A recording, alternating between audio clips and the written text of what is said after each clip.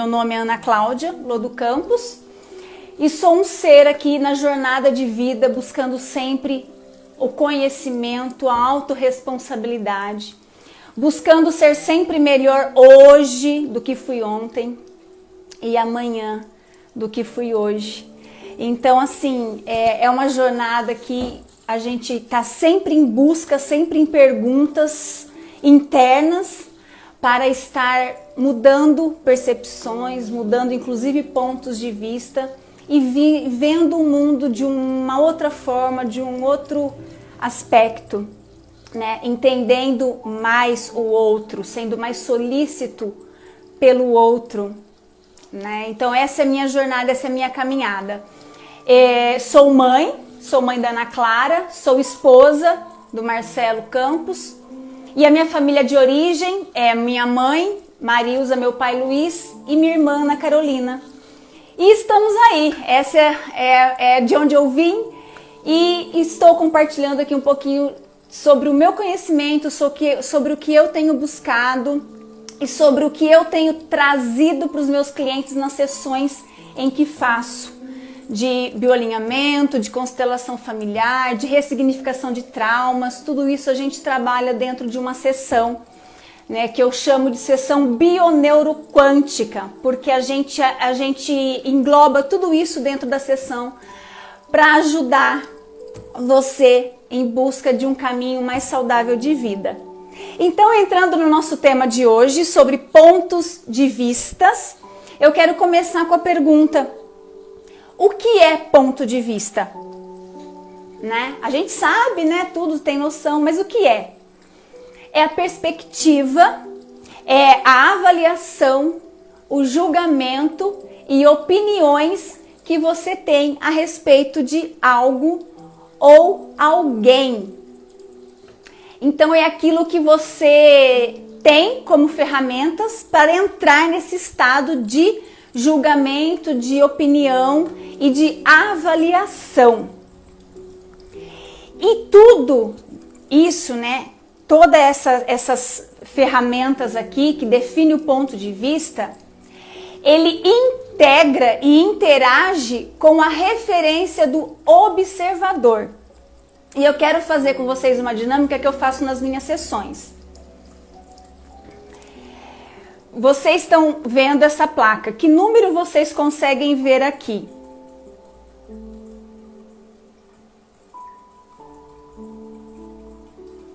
Acredito que seja o número 6, né?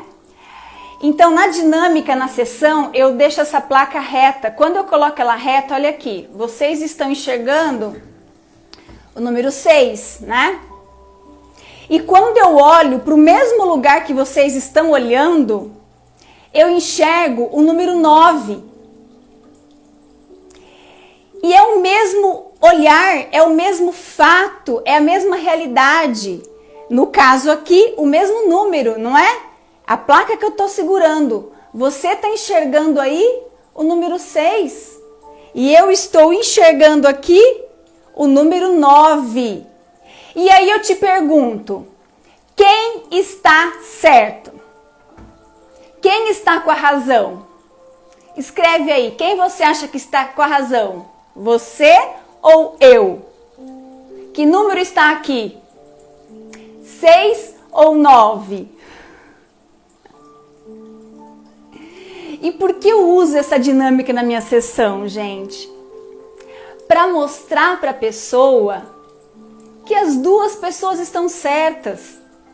E isso só depende da referência do observador. Só depende de onde esse observador está e de onde ele olha. Cai uma ficha aí? Entende isso? Que só depende de onde eu estou para enxergar. E se eu trocar de lugar com você, se eu for aí e você vier aqui, você vai enxergar o meu 9 e eu vou enxergar o seu 6. Entende? Então, eu uso essa dinâmica na sessão justamente para entrar. Acredito que não tem razão, são perspectivas. É um ponto de vista, realmente é um ponto de vista. Não é razão, são perspectivas, né? Mas eu enxergo um 9 e ninguém vai pôr na minha cabeça que aquilo é um 6, porque da onde eu estou eu enxergo um 9. Como a outra pessoa enxerga um 6 e ninguém vai conseguir fazer outra pessoa achar outra coisa, porque tudo está dependendo do ponto de vista que ela está. E o que forma esse ponto de vista? Quais são as referências que a gente tem para formar esse ponto de vista? E aí a gente vai voltar lá nos nossos assuntos das outras lives. A autoimagem. Como eu me vejo, como as pessoas me veem e como eu quero que as pessoas me veem. Isso vai formar a minha autoimagem. E como isso tudo vem se formando? Como essa autoimagem vem se formando? Como eu formo a forma com que eu quero que as pessoas me veem? Através das minhas crenças. O que são crenças? Valores. Através de valores, de ensinamentos que foram me passados, né? Então tudo aquilo que vem vindo, construindo o caráter, e nós vimos nas outras lives que até os 3 anos é tudo imitação, né? A criança, ela faz tudo imitativo, o que o outro faz, ela vai lá e faz também. Então isso é uma crença, isso são valores que estão sendo passados. Inclusive a criança, ela mais te observa do que te escuta. Você pode falar 1000 vezes, não faça isso, não faça isso, não faça isso. Se você faz, ou se ela viu alguém fazendo, ela deleta tudo aquilo que ela está ouvindo. Ela só vai guardar o que ela viu. Aquilo registra muito mais rápido. O que a criança vê registra muito mais rápido. Então essas crenças, esses valores que vêm formando o nosso eu, vêm formando o nosso caráter, vêm formando a nossa história, são tudo aquilo que a gente carrega desde a barriga da nossa mãe. Isso vem formando quem nós somos hoje. Isso vem nos formando para a nossa história. Isso vem nos ajudando a escolhas. Certo? Então, assim, como a gente vai criando esses pontos de vistas? Eu vou colocar aqui alguns exemplos. Por exemplo, o pai que fala para o filho assim, fala que eu não tô. Para alguém que está na porta e quer falar com o pai, com a mãe, ou alguém que está no telefone. Quando a criança está nesse intermédio do pai para um terceiro, e ele tem que virar para esse terceiro, vendo o pai ali, e falar, meu pai não está, minha mãe não está, ou no telefone, não tem ninguém aqui, estou sozinho. Qual é a comunicação que os pais estão fazendo em relação aos filhos? Qual que é a comunicação? É isso mesmo, mãe, a atitude é mais forte que o discurso, né? O discurso é vazio nesse caso. Então, qual que é a comunicação que a gente está tendo com essa criança? Que mentir, tá tudo bem. Mentir faz parte da vida. Ah, uma mentirinha aqui, não tem problema. Isso não é mentir, isso é porque eu não quero conversar, né? Então, essa criança, ela vai começar a crescer, vai ser adolescente e vai carregando isso com ela. E isso vai forjar o que no caráter dela? 2 coisas. Ou vai se tornar uma pessoa mentirosa, porque ela cresceu naquela crença que tá tudo bem se eu mentir. Ou ela vai se tornar numa pessoa que abomina a mentira. Aquela pessoa que é a sinceridade em pessoa, ela abomina a mentira. Então, aqui já entra as escolhas que tudo na vida a gente escolhe. Então, até essas crenças que a gente recebe, esses valores, né, que a gente recebe, a gente pode escolher o que fazer com isso. Na infância a gente só vai recebendo informação, na adolescência a gente vai recriando aquilo ali e potencializando. Na fase adulta a gente vai reavaliando e vai criticando e vai ponderando e colocando os nossos novos valores em cima daquilo que a gente recebeu. né? Então, quando a gente entra em contato depois na consciência do adulto e percebe que a gente viveu ali uma situação em que não seria, no ponto de vista hoje do adulto, correto, a gente sai dessa dinâmica. Por quê? Porque não importa o que fizeram com você, e sim o que você vai fazer com isso. E isso para tudo na vida, tá, gente? Para qualquer coisa na vida. Não importa o que fizeram com você, pra você, por você. E sim o que você vai fazer com isso. Um outro exemplo que eu vou dar para vocês aqui. Uma criança que cresce ouvindo falar e vendo as notícias de que São Paulo é uma cidade extremamente violenta. Só tem assalto, só tem violência, e ela ouve isso, e ela cresce. Aí ela ouve alguém que vai para São Paulo, e outro adulto fala, nossa, você é louco, tira corrente, tira brinco, não anda de bolsa, põe tudo no bolso, põe coisa no sapato. A criança vai formando isso, na adolescência vai formando isso. Se por um acaso esse jovem, já jovem ou adulto, ele precisar ir para São Paulo, ou vai prestar um vestibular, ou vai fazer um concurso, o que vocês acham que essa pessoa já vai levar junto com ela para São Paulo, na bagagem dela? O medo. Porque na cabeça dela vai passar um filme de tudo que ela ouviu a vida inteira. E o que provavelmente vai acontecer lá em São Paulo? Provavelmente um assalto. Provavelmente essa pessoa pode ver um assalto. Por quê? Medo. E o medo desenvolve a probabilidade daquilo acontecer. O medo é um desejo. O medo vibra a favor de. Então, quando o medo entra, as coisas vêm em direção àquela vibração. E qual que é a vibração? Assalto, assalto, assalto, assalto, assalto. Não vou ser assaltado, não vou ser assaltado, assalto, assalto. O que acontece? Pode ser assaltado. Ou pode assistir um assalto perto ali. E a criança que nunca ouviu falar nisso, cresceu um adolescente que tanto faz, se é São Paulo, se não é São Paulo, ela vê notícia, mas ela nunca teve aquilo perto dela e aquilo como valor e como crença para ela. Ela vai para São Paulo, ela anda em São Paulo, ela entende o desafio que é a cidade de São Paulo. É mesmo, mãe. Ela entende o desafio que é a cidade de São Paulo, mas não tá na cabeça dela que ela vai ser assaltada, não tá na cabeça dela que alguma coisa ruim vai acontecer com ela, então ela vai, faz o que tem que fazer e se por um acaso acontecer o fato dela ser assaltada, ela não vai contar as histórias pra ela tudo de novo. É bem que a minha avó falava, minha mãe falava, a televisão falava, ela não vai contar nenhuma história pra ela vai viver aquilo vai ser impactante pra ela, vai ser inesperado, ela vai falar, nossa, mas como assim, foi assaltado? Porque aquilo não foi gerado dentro dela, não era uma coisa que fazia parte dela. Então, quando essa pessoa vê por um aspecto e se choca com o aspecto daquela que morre de medo, elas se chocam no ponto de vista.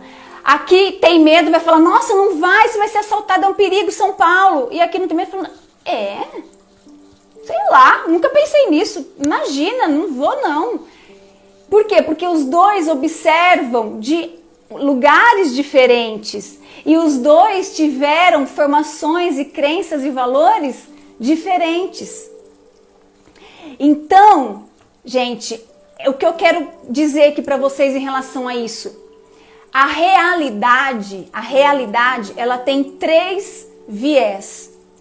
Ela tem a percepção, a sua percepção do fato, tem a percepção do outro do mesmo fato e tem a realidade realmente de fato. Então, por exemplo, se essas duas pessoas, vamos colocar a pessoa do medo e a pessoa do desencanado, as duas pessoas assistem a mesma cena de um moleque passando e carregando a bolsa de uma senhora e saindo correndo. O que a mente desse que tem medo vai contar para ele? Quais as histórias essa mente vai contar para ele? O que essa mente vai reforçar dentro dele? O medo, cidade violenta, tem assalto, é perigosa. E aí aquelas histórias vão reafirmando tudo aquilo que ele recebeu. E o desencanado vai olhar aquilo, ele não tem crença, ele não tem medo em relação à violência de São Paulo, ele vai olhar aquilo e vai falar assim, gente, o moleque ali, cata o moleque, corre lá, olha lá, pega lá o moleque, catou a bolsa da senhora, alguém corre lá, ou ele mesmo sai correndo, vai atrás. Por quê? Porque para ele não tem impedimento, não tem esse medo que vai congelar ele, que vai paralisar ele. E ele vai. Por quê? Porque é outra perspectiva de visão. Ele não teve a mesma formação dessa crença. E por isso, gente, que a nossa realidade, ela vem a partir da nossa visão de nós mesmos. E quando a gente leva isso para o julgamento, a gente julga a partir de nós. A gente julga a partir de um comportamento que talvez a gente viu, ou que talvez a gente aprendeu, ou que talvez a gente acredite. Pode ser que nem façamos, mas acreditamos naquele comportamento. Uma criança, por exemplo, que cresce no meio de um ambiente onde é muito normal assassinar, onde é normal bater no outro, onde é normal machucar, roubar, esses valores, ela cresce nesse ambiente e mesmo que num primeiro momento esse ambiente seja um impacto para ela, na fase adulta, na vida adulta, quando ela tiver contato com esses mesmos fatos, ou esse adulto realizar algo semelhante ao que ele viu a infância inteira, vocês acham que ele vai ter um julgamento sobre ele mesmo, que aquilo ele não deveria fazer? Eu acho que não. Eu acho que para ele vai ser super normal quando na fase adulta ele vê alguém matando o outro, ele vê alguém machucando o outro, batendo no outro, ou se ele realmente for lá e fizer isso. Por quê? Porque ele teve crença na infância dele sobre esse ambiente. Agora, uma criança que cresceu num ambiente mais pacífico, que ele nunca viu ninguém matar ninguém, ele nunca viu ninguém brigar, ninguém machucar, né, algo proposital e ruim e com aquela intenção. Esse adulto, se vê essa cena, ele se choca com essa cena. E ele tem um julgamento de que aquilo é totalmente errado. E é o ponto de vista dele. Vocês estão compreendendo o que eu quero dizer? Sobre essa relação. E muitas ofensas a gente compra. Eu vou falar a gente porque eu me incluo nisso também. A gente compra baseado no próprio julgamento que a gente tem sobre a gente mesmo. É também psiquismo familiar que vai sendo transferido. E vai fazendo aquilo repetidamente, né? Então, quando eu julgo isso, eu julgo essa cena, eu julgo a partir de mim. Se vocês forem, por exemplo, numa cadeia e vocês conversarem com os presos lá, eu acredito que 90% vão falar que são inocentes.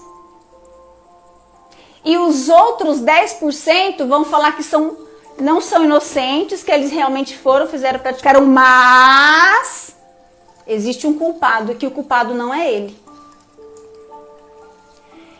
Porque tudo depende do interessante ponto de vista, sem julgar se é certo ou errado. Eu não estou aqui julgando isso, eu estou aqui julgando o ponto de vista da pessoa, que ela é formada a partir do julgamento que ela tem dela mesma. E o que contribui para isso? Comportamento dos adultos que essa criança conviveu, comportamento do ambiente que essa criança conviveu, e isso foi formando o caráter dela. Reafirmando na fase de adolescência e transferindo para o adulto que ela é hoje. Mas nós podemos mudar essa realidade. Eu estou aqui sempre falando isso. E terça-feira fizemos uma dinâmica que você viu que é possível mudar a realidade. É possível. Eu crio uma outra realidade diante daquele fato. E a minha mente entende essa nova realidade. Porque a nossa mente, ela não sabe discernir o que é real, o que é simbólico, o que é virtual. Ela não sabe. Para ela tudo é real. Tanto que quando você assiste um filme, Você tá lá dentro daquele filme, você tem certeza que aquilo lá tá acontecendo, você briga com a pessoa ali junto, você fala, você quer que o mocinho consiga sair, você quer que o malvado morra, e você torce, e aquela dinâmica do suspense, você fica ali esperando aquela pessoa que tá ali dentro da casa e tá chegando o dono da casa, aquelas coisas que a gente vive tensamente. Se é um drama, você chora. Gente, por que a gente chora num filme? E a gente fala pra criança, ai, para, que besteira, isso é só um filme. Se nós adultos, a gente entra no filme, a gente vive aquele filme, imagina uma criança. E a gente fala, para de ter medo, se é besta, aquilo é só um filme. Não adianta, gente, a mente, não tem como fingir pra mente. A gente tem que fazer a criança mudar os fatos e mudar a realidade. Então, se você sabe qual foi a cena de medo que aquela criança viu, traga ela para uma cena que acontece na vida real e que não precisa ter medo. Uma cena analógica com aquela. Não precisa ter medo. Olha isso aqui, é isso, aquilo ali e tal. A criança, não adianta só a gente falar, não tenha medo. É que nem você assiste um filme de medo aí não quer dormir. Aí as pessoas falam, você é tonto, você é adulto, você vai ter medo do filme, você sabe que é um filme, é Hollywood. Não importa, gente, porque a nossa mente não sabe discernir isso. E por isso que isso é uma bênção, porque embora a gente viva nessas armadilhas da mente, a gente também tem a capacidade de mudar isso quando a gente escolhe, de reverter isso quando a gente escolhe dentro da nossa mente, né? Então, assim, e isso tem um nome, sabe o que é isso? Autorresponsabilidade.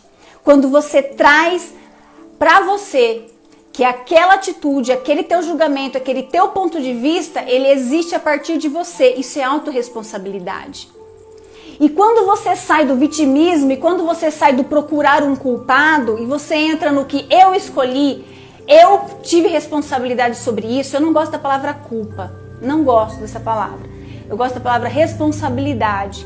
Então, quando você entra no tive responsabilidade sobre isso é libertador, gente, porque ninguém mais, a sua vida não está na mão de ninguém mais, a não ser de Deus.